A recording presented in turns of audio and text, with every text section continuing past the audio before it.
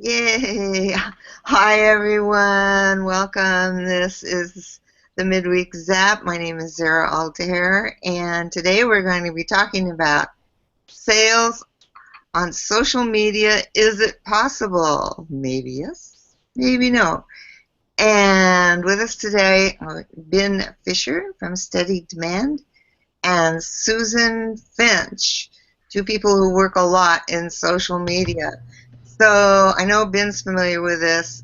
Ben, if you can give us just a minute about who you are for people who don't know, and then we'll have Susan do the same. How about I do 30 seconds? 30 Just saying. seconds, great. 30 seconds.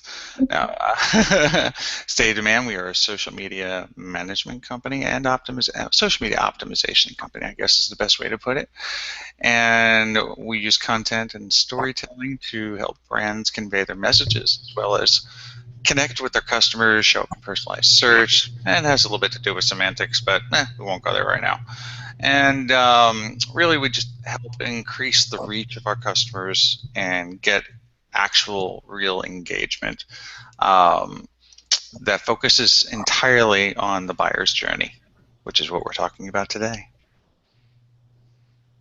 Okay, great. Thank you. Susan? Hi. I haven't seen all of you for quite a while. I'm Susan Finch, and I've had my own business since 2001. What I do is I implement creative content strategies for your business growth through tons of venues, tons of methods from podcasting to broadcasting, graphics, trade shows, you name it. I will find a way to reuse your content a minimum of 7 times for each piece. That's what I do. So in other words, what Susan is saying basically is that she is a rock star.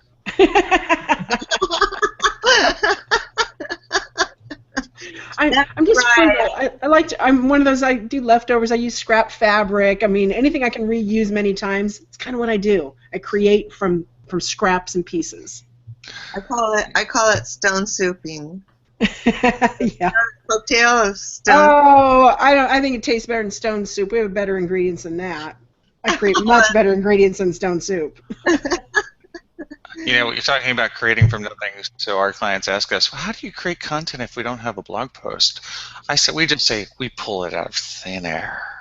Magic. Yes. Yeah. Okay, so I let's get started with our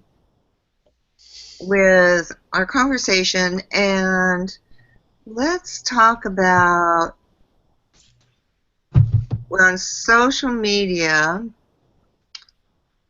we were talking in the green room, there are types of businesses that actually can direct sell from social media, and then others that can't. You want to start that one off, Ben? Sure.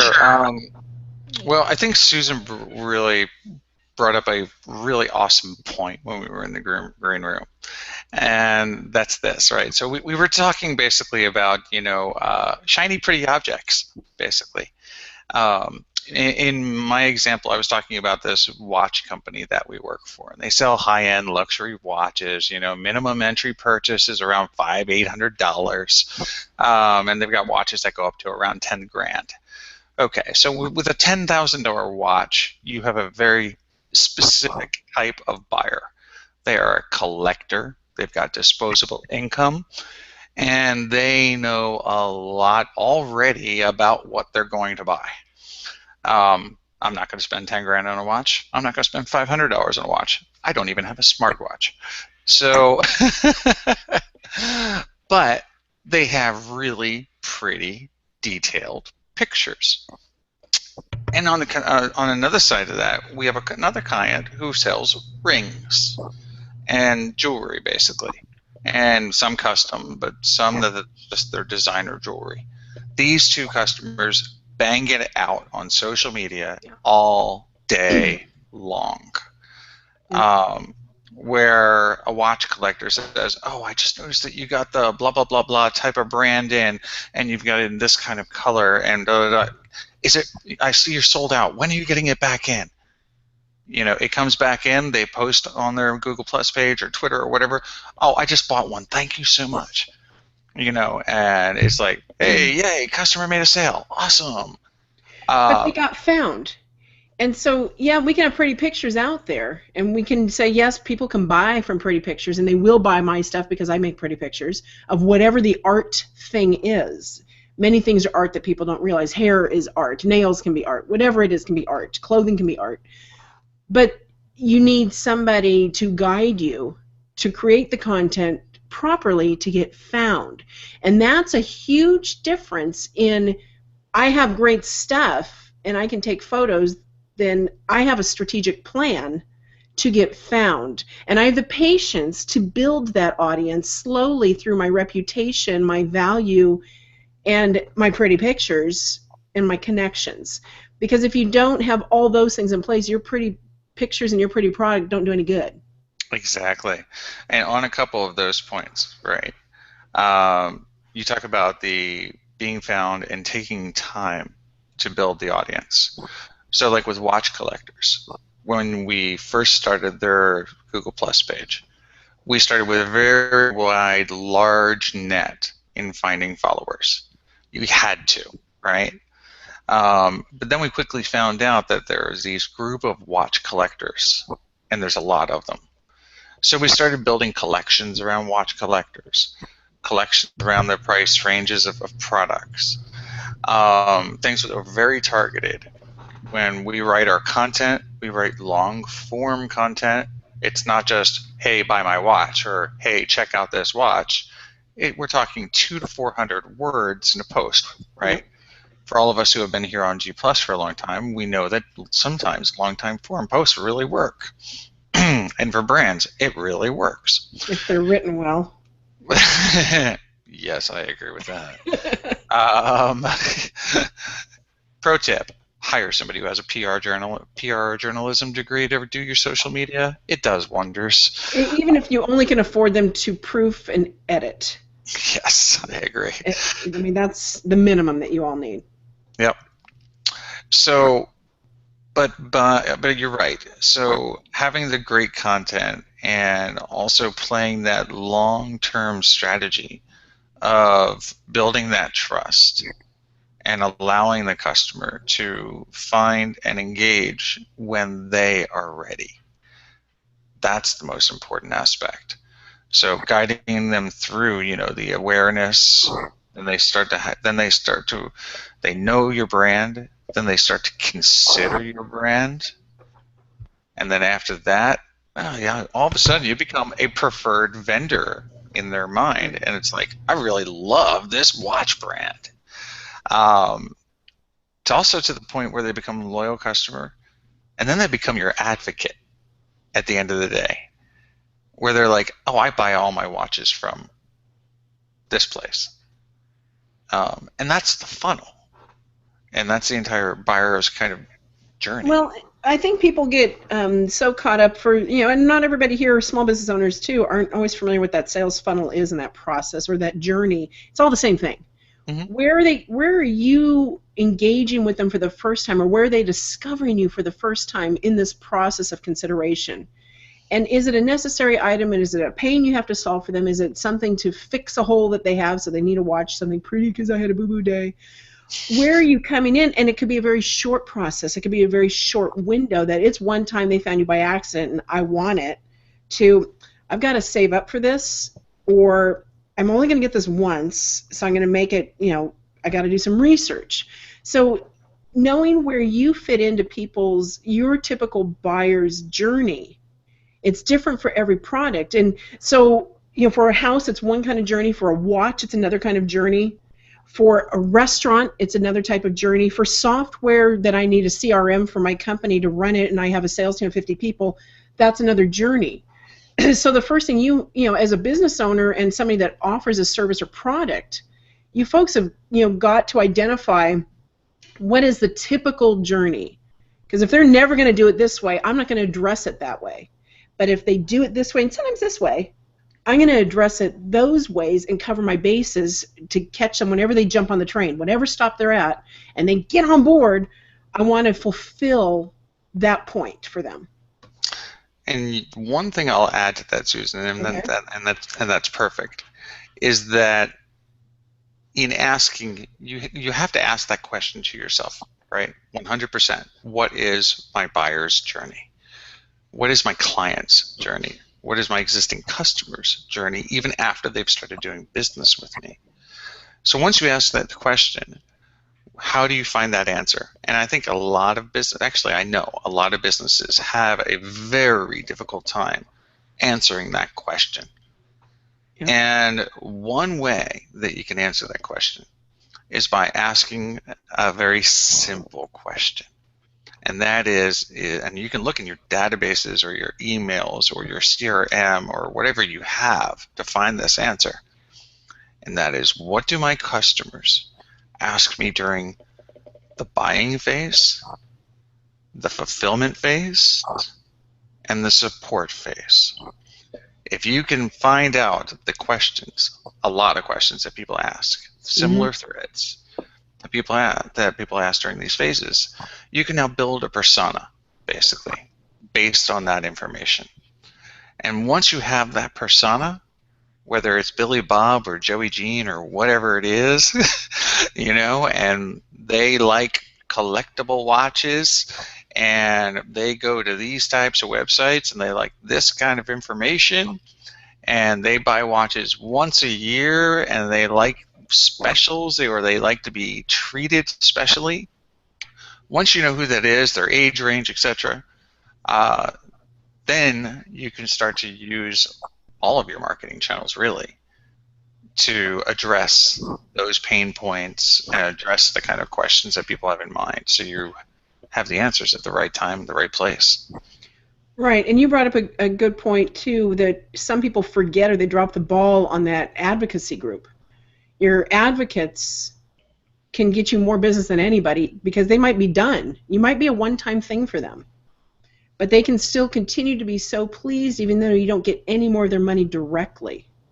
You still want to nurture them and keep them on the bandwagon with you, rewarding them, making them feel good, giving them things of value that isn't asking for a sale. And we were talking about real estate in the green room, too. Yes. And that is a perfect scenario for real estate, because that is usually a one-time transactional process, unless you're a house flipper, of course. But but it is. It's a one-time transactional process, and most real estate agents, they get their business from referrals. They are always asking for referrals. Right, but not from other agents. Well, definitely. They get it from their folks, and the number one reason why a home seller or buyer does not go with the same agent that they used the last time, it's really simple. They didn't like them. Or they forgot. Yeah, usually it stands out. That's a big enough purchase. You'll remember them. You might not even remember their name, but you remember you hated the experience. If you like the experience, you're going to go look up who they are and find them again. But most of them do not use the same person a second time, and that is the number one reason. Interesting. I found a lot of the reasons in working with high net worth real estate agents that primarily it's because they forget who they are. And the real estate agent maybe didn't leave them something that had their name on it. It's like when I bought my house, I was lucky because my real estate agent did leave me something really nice that I could put on my table, and it had their name on it. It was a pretty awesome glass picture, right? And it's like, welcome to your new home, yada, yada. It got broken in a move. Oh. So it's gone. It's like, so if I had to find my real estate agent again, don't leave a breakable business card. Yeah, don't break. Right, no breakable business cards allowed. Okay, that doesn't help with your buyer's journey. But, who would think you'd have to coach somebody in that? Yeah, exactly. So especially when somebody's selling, $1 million homes. But we were also talking about in the green room about how you can utilize social media to stay in contact with your customers and constantly and have a way of staying top of mind with them that isn't just mailing out a postcard every quarter, or going other traditional routes.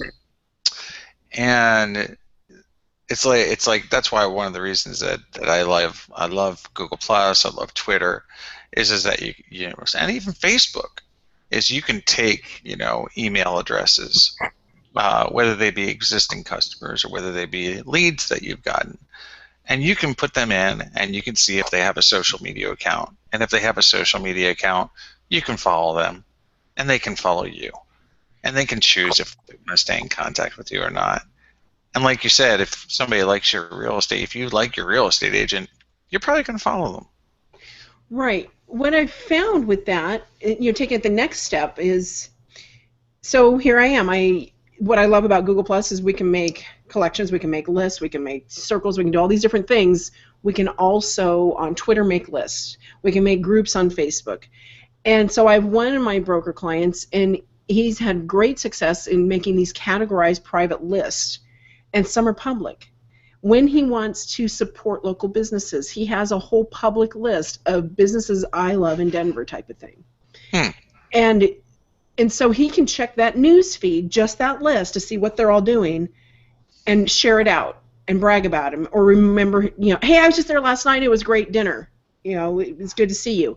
Those are the things, you're building relationships, you're telling them you know them, you remember them, they matter, and you become top of mind because it's sincere, and it does take time. Time is the key here. And we were talking about that, Ben, that people get in this and they get very discouraged rather quickly that I've been doing social media and I invested $5,000 to set this up, and 3 months later I see no results.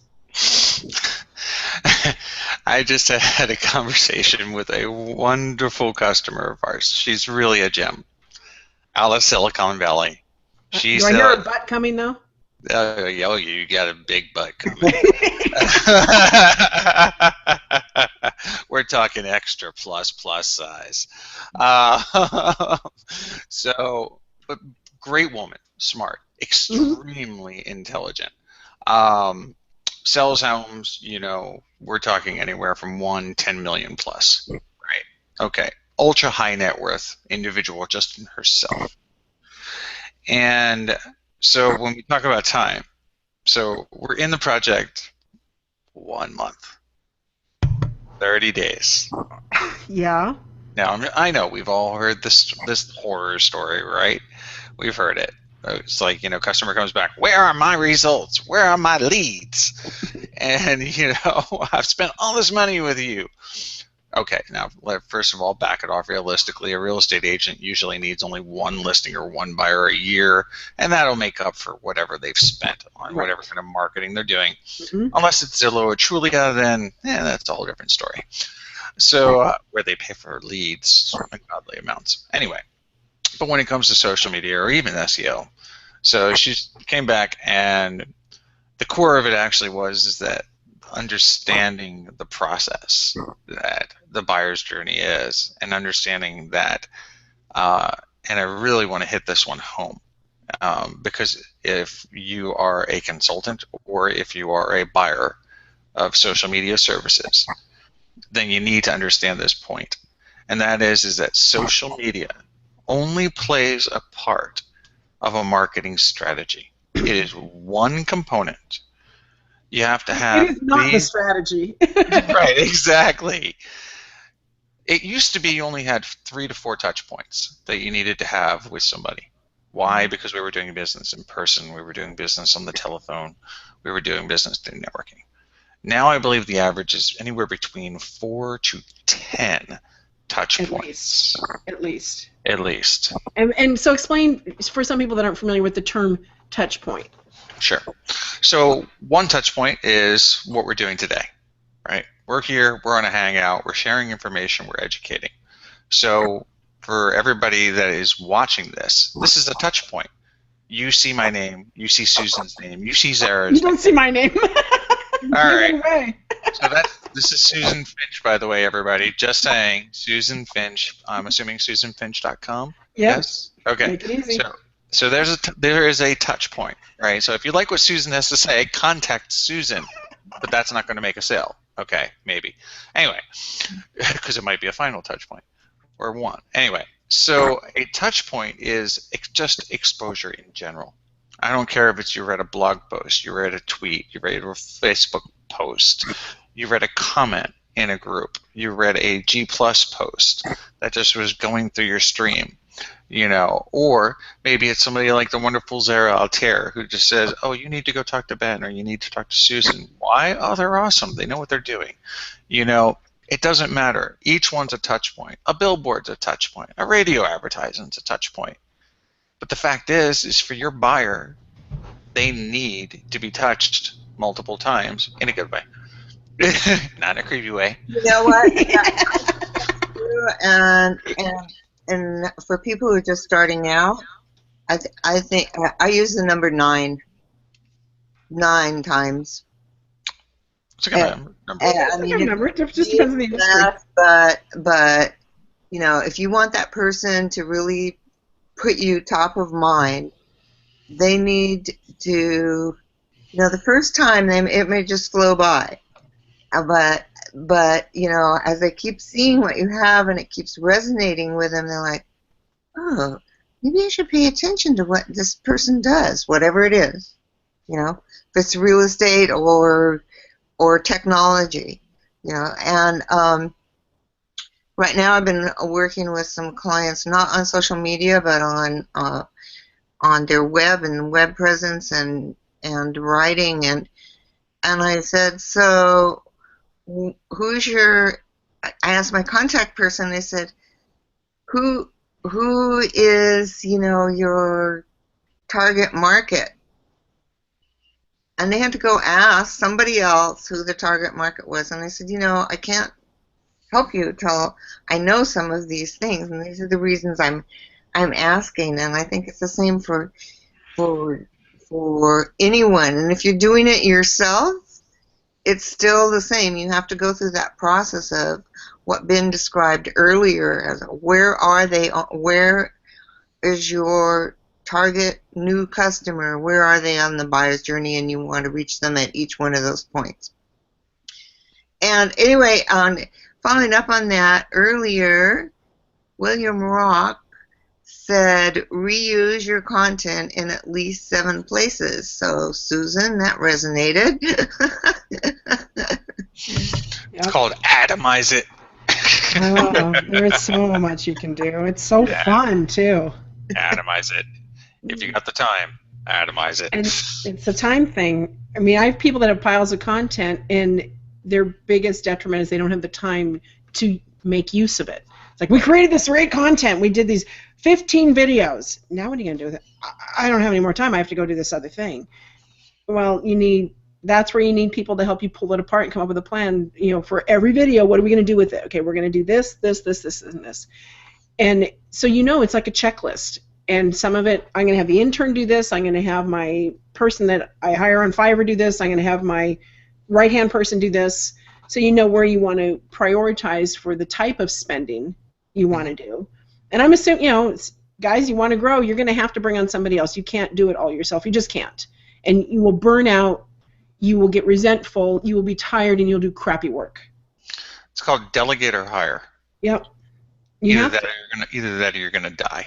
You do. You burn out. I watch volunteers in my nonprofit do the same thing. No, I'm going to run a chapter all by myself and make blankets and deliver them and blah, blah, blah. Get 3 people to help you, please, or you will burn out. I don't care how much love you have in your heart for what you do, how much passion. People, you guys burn out because there's always something of what you're doing that you hate doing or that you're not good at. Right.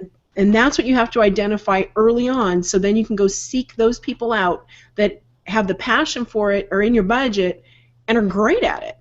Just because they have the passion doesn't mean they're good. Well, let's look at statistics. 9 out of 10 companies fail within the first 3 years. Out of those, 20% survive to make it to 5. Okay?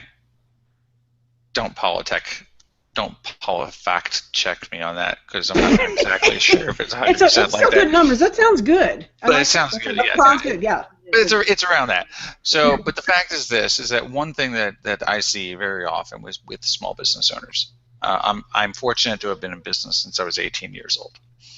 But what I've seen from a lot of business owners is that they don't understand how to delegate. They don't want to lose control of There what we go. they're doing.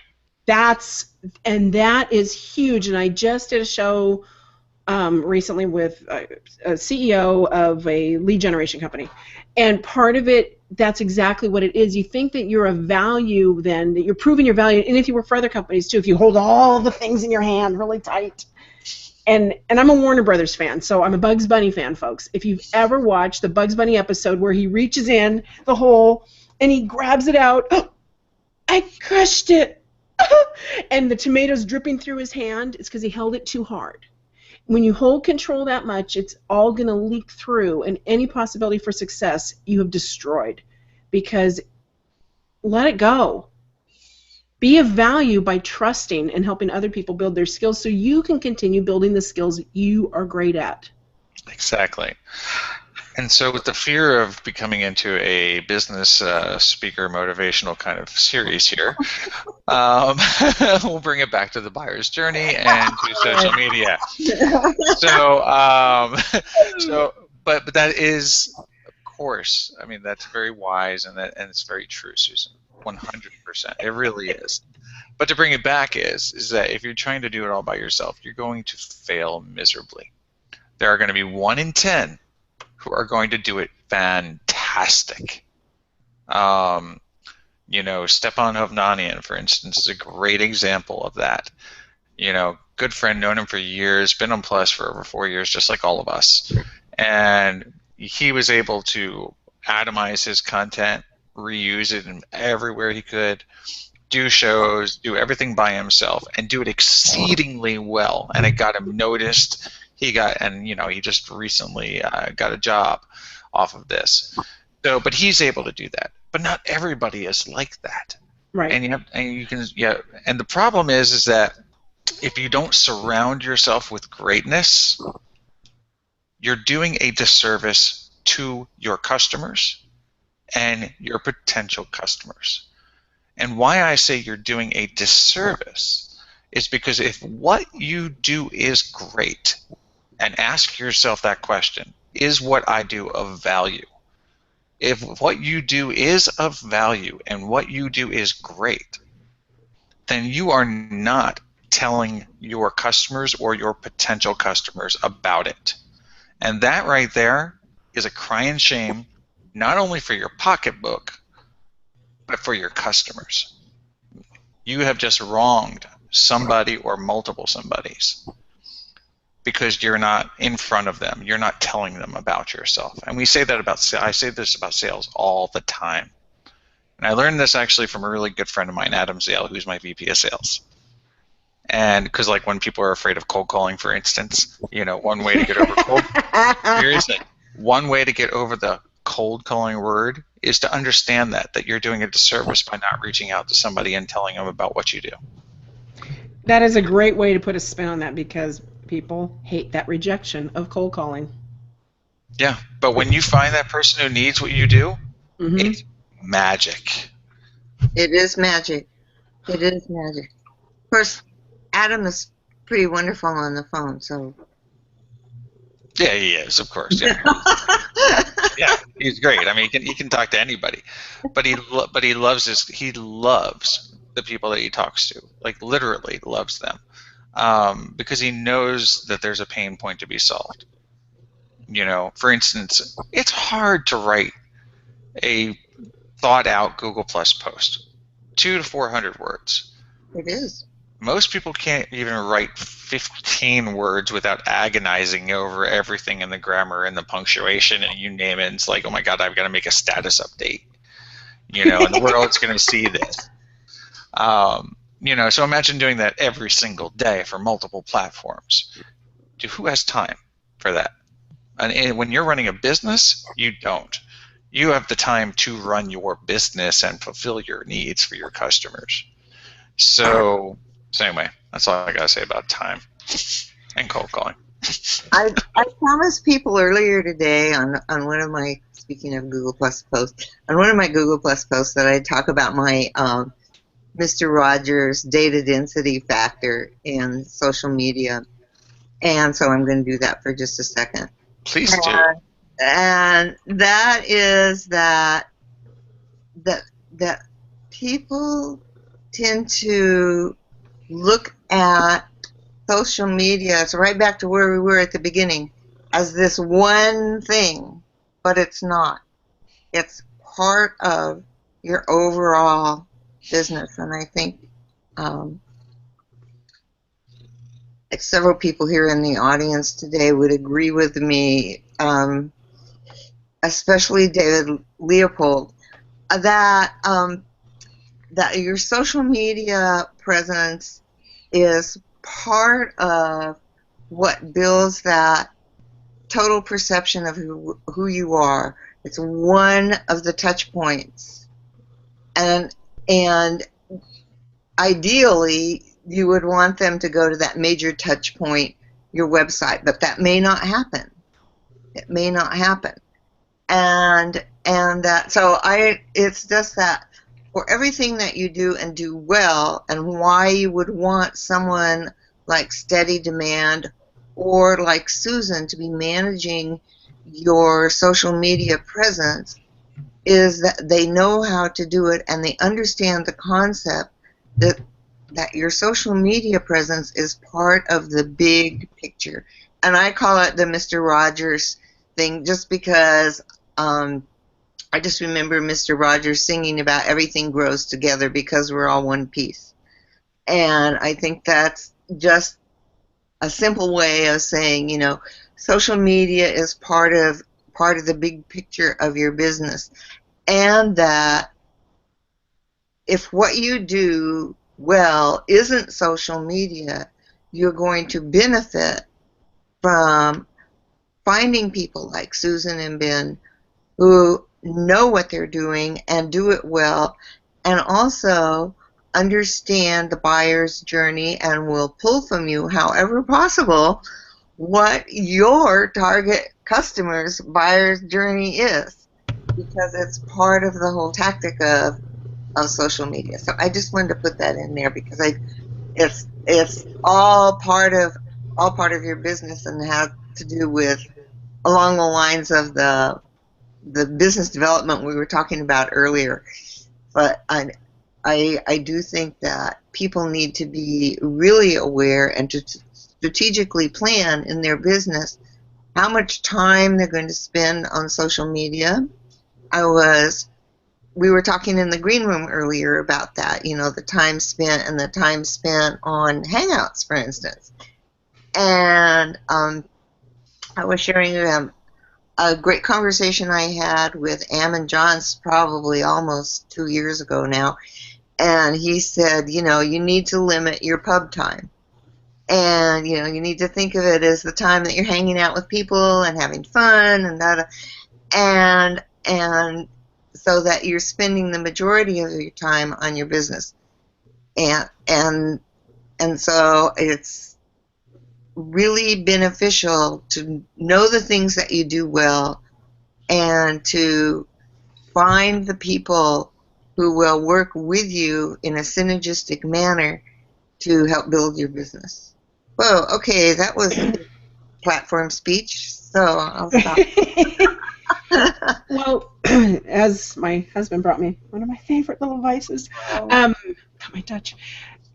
I was thinking about it when a lot of this is probably intimidating for folks, especially if you're a smaller business. You're like, crud, I can't allocate those resources. I don't know what I want. I don't know where to start. Freaking out. You're going to have to at least set aside some time to consult with somebody to tell you what you don't know, what you should know, and to possibly help you identify your needs. You might not be able to afford the plan.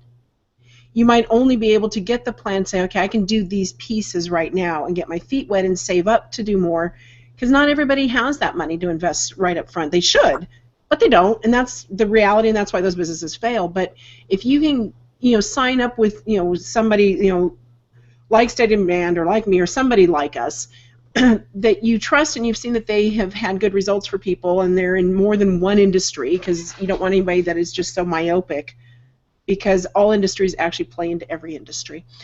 You want to be able to come up with that list. It's usually a pretty huge list of what you don't know if you're starting out.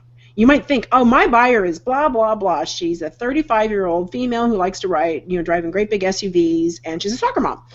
Really? Are you sure? Are you sure you aren't missing this huge segment? So getting somebody from the outside is critical.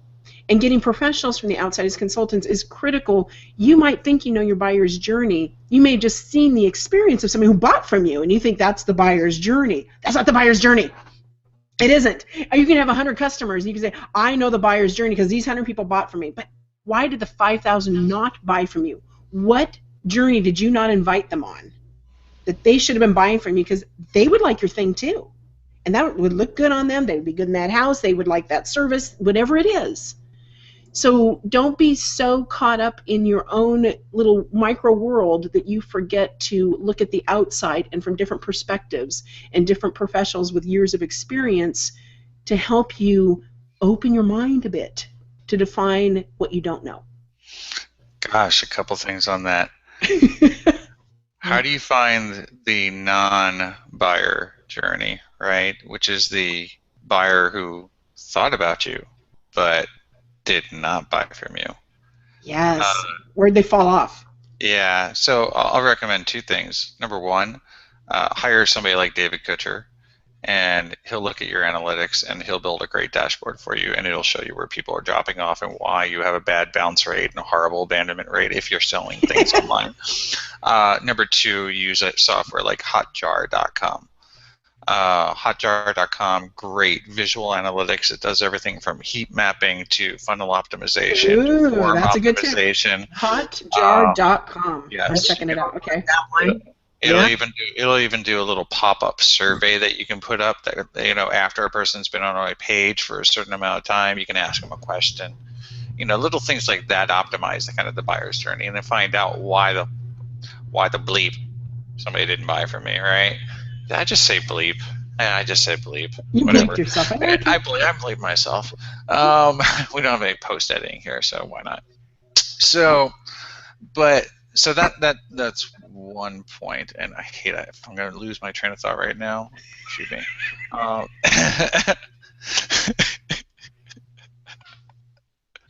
course, now I'm laughing, so I'm going to. People in the audience are probably laughing too. Awesome. Laughing's awesome. Where's Elaine? Oh, we have a question of significance from Denver Prophet Jr. Mm-hmm. My co-founder thinks we need to pay ads on Facebook with offers before growing our following and building our brand. Comment. Got an answer for that, but I just remember what I was going to say. So I'll get right to that, Denver dude.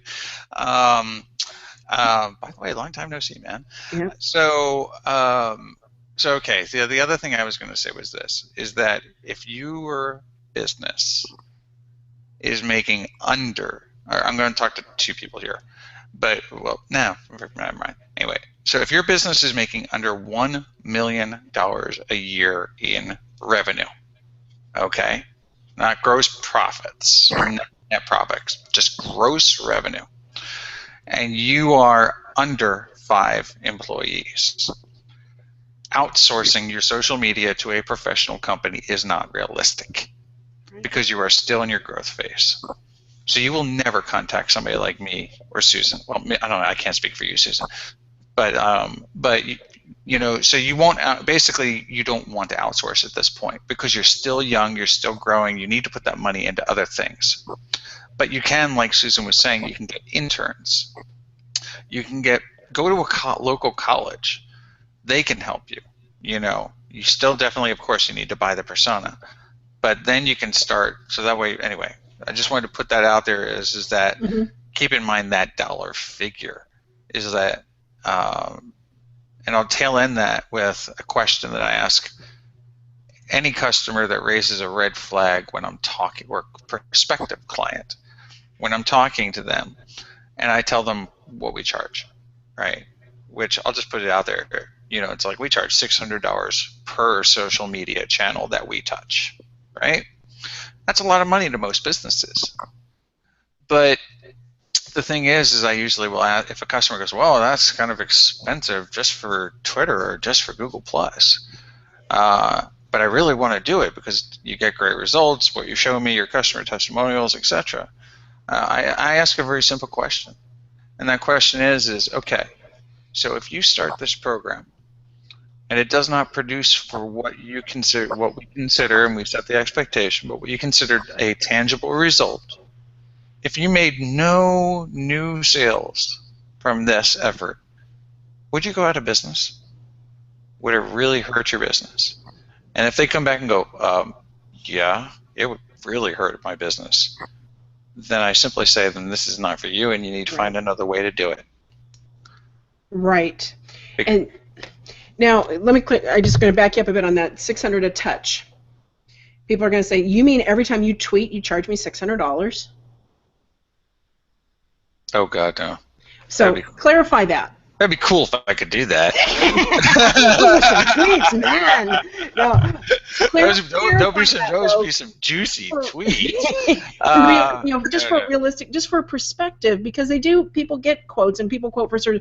I'll give you 20 hours a month of social media, and I will cover these 5 things. So I'm just trying to help people identify a little bit more how tailored you are.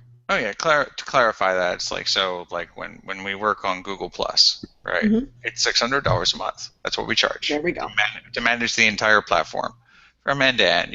Growth, posting long form content, replying comments, nurturing the community, etc. Communication between the client and also their prospective customers, etc. And then we do the same thing when it comes to like Twitter. So we charge $600 a month for that. Same thing for Pinterest, Instagram, right. You name it. We've just, we've got a process. We know what it costs us internally. We know what the value is. We know what we deliver. So that's how we came up with our pricing a long time ago, and it's very sustainable. Oh, yeah. See, now that I know more and have that definition, it's very reasonable. I'm going to answer your question, though, Denver, in about 2 seconds. I think Susan and I probably have something to say on that. Yep. So I've been taking up way too much time, so over to you, Susan. So Denver, you toss it to me, so let me go back to your question. For one thing, I can't answer that because I don't know anything about your company, what they're already doing, what they're not doing, how much time people want to put in place, what the plan is already, what the company culture is. There's so many unknowns that there is not a blanket answer for that. I'm going to say no 90% of the time is my answer. That's yours. That's not mine. Mine is no, is that you don't put ads first. That doesn't preclude you from building communities, reaching out. You got to have something they're going to want anyway, because if they see your ads, it's not going to do any good. I don't care how cute your ad is. So my answer is no, but I don't know enough about your company. So Ben, go ahead. Okay. So my answer is going to be yes, maybe. Okay. So I have to throw a little caveat of a maybe in there. That's fine. So the yes part of it is that building a following on Facebook specifically is a monumental task and will cost you a lot of money. If you have a brand new page, good luck. You can invite all of the friends you want. You can invite all the customers you want, but that puppy is going to grow slow. And we're talking molasses. So what's your option? You're going to pay for it. How much are you going to pay for it? I'd say the industry average is around $2 per like. Yes. Something like that. Likes are expensive. They're really expensive. Quality likes. I don't want just people in countries that will never buy my business. About Facebook is a like is a statistic. That's the way I look at it. On Facebook, a like is a statistic. Until somebody is on that page and they're paying attention and they respond to a post, and then of course you're going to respond back. But right. Until they respond back, the like is just sitting up there as a number. It's like, the vanity number. Hey, I got, 1,000 likes on my business page now. Ta-da! But if there's no engagement, it's not happening. So let me unleash a little bit of secret sauce.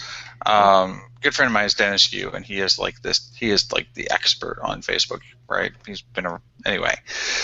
So one thing, Denver, that you can do, and this is why I say yes, you can do ads without growing your fan base first, is that you can build something which is called a lookalike audience, which is built off of something which is called a custom audience. And so you build your custom audience first off of emails, phone numbers, or a pixel that's on your website. Okay? So you need to usually have a quantity of about 900 of any of those three to build a custom audience. So let's just say, for grins and giggles, that you have 900 customer emails. Okay, so you go in Facebook, you create a custom audience off of this 900. It's going to ask you immediately, would you like us to build a lookalike audience from this list? The answer is yes, Yes. I do. Yes. And if you have 900, that will equal a net of 9 million people across the Facebook database. It's almost invariably it does a million per 100. So you'll get about 9 million. That gives you a reach, okay? Now, of course, this is really cool for Facebook because they can charge you lots of money to reach those people. Yeah. But the lookalike audience is very powerful because it takes the demographic, the interest graph information, basically based on what it's found of all of those people. So in other words, it's built you a customer persona. And now you can make a post, and you can boost this post to the custom audience. Those people now, in turn, will like, comment, interact on that post because you've spent money to boost it, right? $5, $10, $100, whatever it is. Build it into your budget. A subset of those people will like the page if the page is managed well. But the other beautiful thing is the people who like this post, now you can invite them to your business page. So by inviting them, now a percentage of them will come back and like the page. That's how you're going to build your following. That's going to be how you're going to build your community. Anyway, that's my suggestion on what you need to do.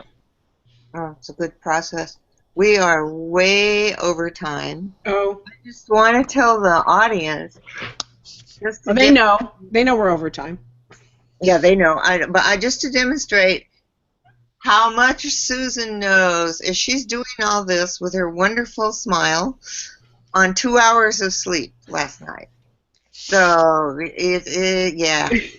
Yeah, Ben. Yeah, I'm Been just there, done That's that. That's why I got this prize. No, that's hard. So I want to thank you very much, Susan, for being here. And Thanks for inviting me. What a treat. It was so nice to see the invitation and to know who I got to be on with. It was cool. Yeah. I was so happy that Sarah that she chose you, Susan, because we haven't hung out in ages. I know.